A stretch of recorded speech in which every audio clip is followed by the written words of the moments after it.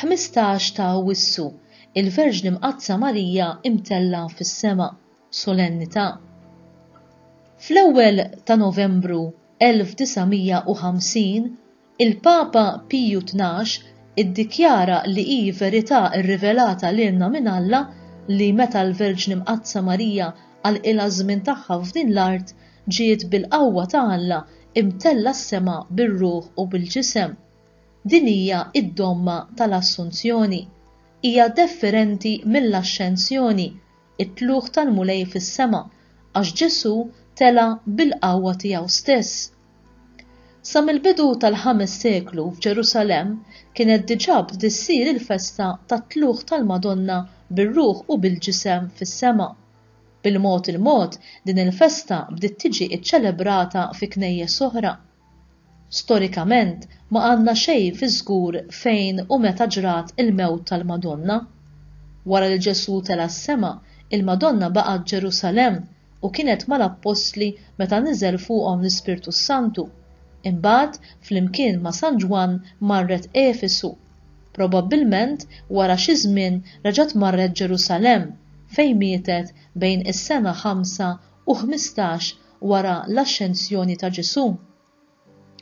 Dawk li jmutu fi Kristu, il-ġisem dajjef tagħhom qatt jieħu s-sura tal-ġisem glorjuż tiegħu fil-qawmien mill-imwiet fl-aħħar jum. Dan hu t-twemmin tagħna. Bi grazzja speċjali Alla ried li dak li qatt jiġri fl-aħħar jum lil dawk li jmutu fi Kristu iseħħ fil-Verġni mqassma sa mill-bidu tal-mewt tagħha, billi ġisimha bla ma jara it-taħsir jinbidel f'ġisem glorjuż.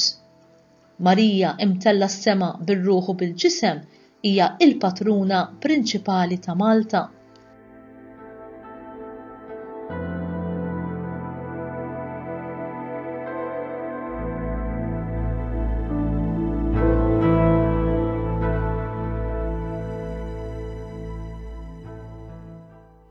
Il-ħsieb ta' xi jsir minna wara li ntemmu il-ħajja tagħna fuq din l-art iqanqal fina emozzjonijiet varji. Meta wieħed jara li l-eżiż tiegħu imutu u jisfaw bla ħajja jew jattendi għad-difna tagħhom, kważi jidher li dan huwa t-tmiem. Ħafna jistaqsu, tgħid kollox jispiċċa mal-mewt tal-ġisem? Tgħid mhux se nerġa' nintaqa' ma' dawk li jiena tant ħabbejt matul ħajti? Imma jekk hemm xi tip ta' ħajja oħra, din fiex tikkonsisti? Fejn se nkunu u xi kwalità ta' ħajja se jkollna, aħjar jew qar minn din li nafu s'issa? Imma kif se nqattaw il-ħin jew aħjar l-eternità? Se jkollna dak kollu li bih nimlew qalbna? Uħud jibqgħu jistaqsu, uħud anki jinfixlu, imma oħrajn ifittxu bil-għaqal kollu u bil-fidi xurina Alla, anki permezz tal-Knisja imwaqfa minnu, dwar dak li jseħħ minn kull wieħed u waħda minna meta nħallu din l-art. Propju għalhekk illum il-Knisja tpoġġilna lill-Omna Marija Mtella s-sema bir-ruħ u l-ġisem, għax kien minna li Alla rrid jibda, rrid jurina kif kulħadd huwa msejjaħ għal dan l-istess destin tagħha. I propju is-solennità li qed niċċelebraw illum li tikxef u tħabbar x'futur hemm lest għalija u għalik, jekk bħal Marija ngħixu dak li jitlob minna Alla. Iħud iridu jkunu jafu l-futur. Alla urina li l-futur etern tagħna jiddependi fuq kif nażlu li ngħixu dan iż-żmien li qatt jintemm.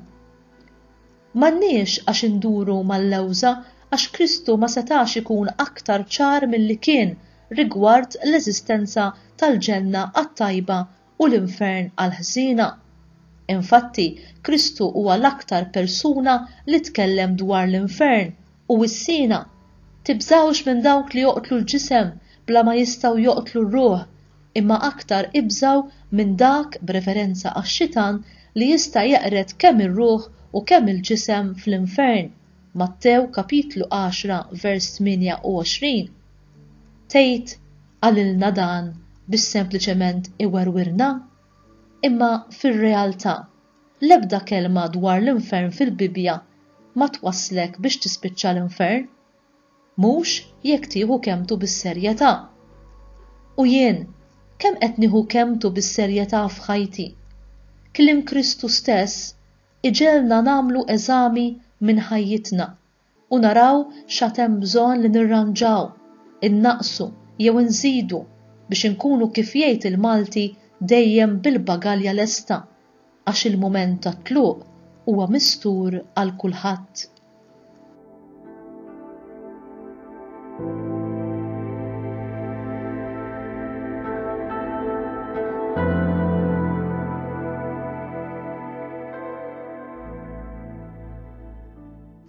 Talba. Aziza Ommi Marija, Alla ollik fi glorja tas-sew tal-aġeb, għal mod kif int għext bis-sħiħ ir-rieda ta' Alla għalik. Nitolbuk, għallimna biex ngħixu dak li nafu li Alla jrid minna, ħalli meta jasal il-waqt aħna wkoll ikonna bħalek l-istess twelid glorjuż fis-sema. Amen.